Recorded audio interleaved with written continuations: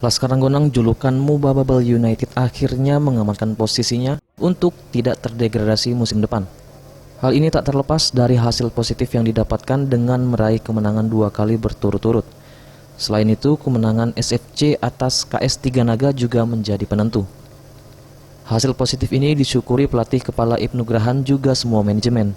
Namun Ibnu Grahan tetap memotivasi anak asuhnya untuk terus meningkatkan grafik permainan untuk setidaknya memperbaiki poin di klasemen.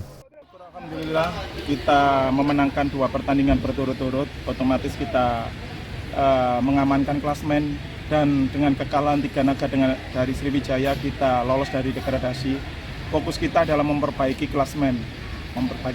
Pertandingan terakhir lawan PSPS kita di urutan 4, PSPS di urutan, bahwa kalau kita kalah pasti degradasi. Untuk 2 pertandingan terakhir kemarin, alhamdulillah bisa dilewati, termasuk lawan PSPS. Betul-betul pertandingan terakhir yang mempengaruhi nanti posisi klasemen. Di pertandingan terakhir, Mubababel United akan menghadapi PSPS Riau yang posisinya dalam klasemen berada setingkat di atas Mubababel United. Terakhir, Mubababel United akan menghadapi PSPS Riau yang posisinya